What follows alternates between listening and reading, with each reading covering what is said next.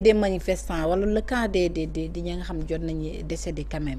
sénégalais yi loolu li nga ko waxee ni demande sociale la nit ñi bëgg nañ xam de mbir yi demee am na lenteur quand même si ubbitee enquête. non dama ne ça c'est une demande nationale mais aussi une demande internationale gis nga même les Africains les gens de la diaspora ñëpp benn moment bëgg nañu intéressé au problème au Sénégal c'est comme ça que ça se passe dans le monde parce que gis nga tey booy xool procès Sierra Leone pourtant reyuñu sa mbokk mais ñu rey ay doomu aadama lañ da ngay suivre procès bi pour ñaan yàlla mu am dénouement l'arrestation de Thiat Saylor africain yu bëri dañ ko rafetlu parce que tamit jël les enfants soldats enrôlé leen rawatina nag ci réewum Sénégal ñi nga xamante ne waxuma la dara de ñii say mbokk lañu ñii ay nit yi nga xam nga ñu nekk say compatriotes ñu boom leen nekkul ay gént nekkul lu yàgg aussi un passé très lointain lii c'est un passé très récent donc ñun l'État nous doit vraiment des explications non seulement une vérité mais aussi une justice parce que soit état bi day jël courage à deux mains bateau le Joola bu mu amee catastrophe boobu Wade a pris son courage mu ne l'État a fauté mu indemniser les victimes donc si on nous dit qu'on ne peut pas indemniser les victimes ñu delluwaat encore di suer mémoire victimes yooyu di leen qualifier comme ay bandits xam nga dans ce pays fii lu fi xew dafa xaw a doy waar Sénégal boo dul naan comprimé boo deflu attention da ngay faatu ci arrêt cardiaque parce que man je suis écœuré en tant que chroniqueur du peuple du lu ma rafetlu l'État doit tout faire pour traîner les tortionnaires ak les criminels qu'ils soient d'abord man crime de sang bi loolu du ma ko fooyee rupture dafa am moment bu muy commencer France dañ lay ne la révolution de 1789 États-Unis ñu wax la guerre de sécession Angleterre aussi ñoom tamit ñu wax la Sénégal nag dañu war a marquer rupture bi sinon li Jules wax dafay doon dégg c'est la rupture dans la continuité dañuy wax rupture ni rek mu nekk changement ay nit yu ñu jëlee fële ñu ñëw ils sont pas très politiques indi leen mais fekk doxalin bi yëpp benn la Ousmane Diagne tamit ñun tamit côté boobu rek lañ koy soññ franchement il a besoin mbiri na bar non il faut mu baral yéex na non il faut mu baral côté crime de sang yi torture yi manifestation yu fi amoon gis nañ sax ki nga xam ne moo di Juan Branco tamit mi ngi wax ci réewum Espagne fu mu jógee Espagne je pense France waaw parce que jàpp na ni moom bu mu ñëwee fii waaw Espagne réewum Espagne neen bu mu ñëwee fii yuñ ko teg injustice yuñ ko teg ay réewam contacté woon nañu réew bu Sénégal ngir laaj ci est-ce que li nga xam ne moom lu Juan wax par rapport diñ ko kidnappé woon côté Mauritanie dañ ko torturé rek yooyu yu ñuy mel ñooñu amul benn retour ba nga xam ne am na ba Guy Marius Sagna daal di bind ab lettre écrit jox ko ñi nga xam ne ñoom ñoo di autorités yi pour laaj leen est-ce que lu kii wax nu mu tudd sax lu Juan Branco wax c'est vrai. non Juan Branco dossier manifestation yooyu waaw déjà lu mu porté woon la CPI parce que nee na moom dafa jógee réew ñëw ba fii ngir défendre ki nga xam ne moom moo di en tant qu'avocat il doit être protégé par le barreau de Paris waaw moom ba amee lu muy wax am na kilifa c'est le barreau qui doit porter le combat mais kenn du ko layel fii moom am nañu ko mën a layel s'il y a une information judiciaire bu ñu war a tijji si moom ça je pense que c'est le bâtonnier qu'il faut écrire de Paris et le bâtonnier moom dafa ne waaw s'il vous plaît dama bëgg ngeen déglu bu baax moom dafa ne. non man dégg naa la. dégg nga ma waaw kon Diouf moom comprendre. mooy dafa mel ni dañ ko xaw a torturé wala kii affaire moom nee na waaw réewam. mu subir Espagne ñoo contacté fii réew bu Sénégal pour laaj leen nan la mbir yi demee ci kaawam moom. mais amul benn retour. moom laa lay wax Sénégal du leen tontu. du leen tontu parce que c'est pas l'Espagne de demander des comptes au Sénégal. mais c'est plutôt le barreau. qui doit demander des comptes parce que dafa am fa mu boot. en fait quoi. voilà foofu la inscrit barreau de Paris. kooku moo war a le bâtonnier moo war a saisir donc son homologue yi fii voilà su ko defee gars yi jaar par la voie judiciaire voilà noonu lay demee ñu leeral mais beneen bi mais beneen bi aussi par rapport aux manifestations xam nga c'est vrai que les Sénégalais ont soif de la justice li fi xewoon surtout les crimes de sang mais il faut que ñu bàyyi xel benn mbir parce que enquêter sur des crimes surtout de sang n'est pas chose aisée voilà il faut ñuy def ça prend du temps c'est vrai qu'il y a des victimes ñoo xam ni génn nañu àdduna ñoo xam ni ngi fi traîner ay laago mais aussi du fait que le ministre de la justice donc a saisi le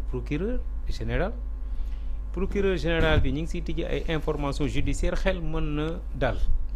que ne kat dinañ si enquêter mais am na yenn dossiers yoo xam bu si enquêter on n'a pas besoin de communiquer ça maanaam di wax si kaw sinon bu ñi nga xam ñoo def ñaawteef yooyu suñu yégee rek ne on a déclenché l'appareil répressif rek automatiquement ils vont prendre la tangente absolument da nga leen ni bàyyi ñu dal ak seen xel mais di def ndànk seen liggéey ba ñooñu tey su nee ba am si ñoom ne soupçon wala dara ñu barricade le territoire nga xam ne kenn dootul mën a génn moo tax justice bu la bëggee jàpp dafa am nu muy doxee c'est comme la police voilà du ñu sol mukk buñ la bëggee jàpp dañuy civilu mënoo leen xamee nekk sa biir tout à fait la déglu baax ba heure buñ la bëggee jàpp voilà international a réglé ce problème là parce que en matière de crime contre l'humanité parce que beaucoup de même préparé on peut requalifier les faits dem ci côté crime contre l'humanité mais crime de torture crime de sang ci cadre manifestation pacifique yooyu amul benn pays ci àdduna bi bu la mën a protéger non kenn du la protéger lenn la état bi lenn la mën a def mooy peut-être mun nga dem fenn nga xamante ne da nga fay nekk laxatu affaire yooyu ñu bañ a xam fan nga nekk parce que le cas de la Guinée lorsque l'un des accusés a fui parquet bi jéemul sax nekk di ko topp wala di ko rechercher dañoo bay bañ ko condamné ba pare ñu lancé mandat d'arrêt international contre moom donc mandat d'arrêt boobu tous les pays signataires wala ñu bokk ci charte Nations Unies ils sont tenus ñu arrêté la arrêté boobu sax mooy gën a gaaw parce que déjà la condamnation est là mais bu doon réquisition procureur la c'est un juriste ça devient beaucoup plus compliqué parce que xam nga aussi les économistes sont un peu les voisins des juristes waaw mais dans tous les cas mais man côté bi may waxee rek mooy quand même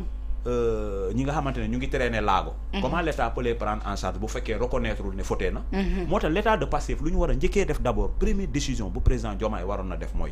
message à la nation mu ne l'État du Sénégal a fauté parce que État moo am obligation protéger ay doomu État bu reconnaître na fauté na dina mun a jël en charge ñi nga xamante ne dañoo nekk ci situation boobu mais Diallo je pense que même les victimes savent que ce qui s'était passé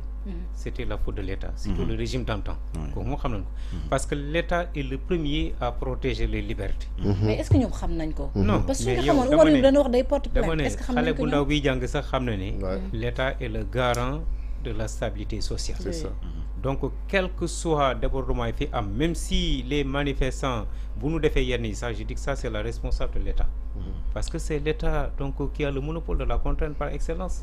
donc loolu boo amee donc on va indexer le régime sortant le régime d'antan ñoo ñooy responsable et à commencer par donc le président de la République d'alors donc bente wax na ko le ministre des forces armées le ministre de la justice le ministre de l'intérieur donc ñooñu dañ leen di entendre d'abord parce que procès bi bala ñuy mën a ñooñooy njëkk a taxaw donc expliquer wu devant la justice parce que lépp lu fi xew c'est sous leur magistère donc ñooñu la ñuy war a entendre ba pare li si des na comme il y a information judiciaire donc justice mi ngi def liggéeyam te victimes yi aussi mooy li may wax xam nga on ne peut pas se battre par ordre dispersé victimes yi dañu war a def benn collectif suñu defee seen collectif commettre un pool d'avocats boo xam ne nii ñooñu tey danañ mën a saytu seen ay mbir bu baax mën a assurer seen défense mais du dossier bi dañ koy traiter individuellement c'est en collectivité même si le parquet est au courant de tout ce qui se passe mais c'est normal aussi que les victimes se mobilisent que leur famille se mobilise parce que am ñoo xam nekkuñu fi su ko defee nag comme seen pool d'avocats boo xam ne nii ils vont porter le combat donc devant les juridictions mais mbir mi nañu jàpp ne même bu régime bi kii sax beneen régime di ñëwi day continuer parce que mbir mi du gaawee noonu c'est-à-dire que mënuñu ko régler noonu mais monsieur Diouf wax ni responsabilité ki nga xam ne moo fi nekk ministre des armées xam nañ Umar yu mu nekk na fi ministre des armées si époque boobu moom tourné waan na fas yéene dugal plainte jëm si Pastef seeni déclaration corona yi leen di woowee ak yooyu yenn déclaration yi nga xam ne teg nañ ko seen der naka nañu mën a comprendre loolu voilà xam nga déjà plainte boobu moom en quelle qualité ndax moom c'est pour se défendre en tant que Morium en personne ndax moom la indexé wala pour qui APR su dee APR est-ce qu'il est habilité donc à saisir la justice pour défendre APR est-ce qu'il a mandat donc là aussi c'est très important mais APR donc c'est un organe politique c'est un organe politique et en matière politique en matière politique au moment où il refuse Koulouna il les traite de gougnafe mais dama ne xam nga APR c'est un organe politique c'est un organe politique te ñi ko kii aussi bi ñuy wax c'est dans le domaine politique c'est tout à fait normal donc que ñu am benn étiquette bu leen wax mais loolu est-ce que c'est pour tenir leur image wala dara li ñu war a wax mooy ndax li leen di wax ne ñoom ñoo ko defoon sous leur règne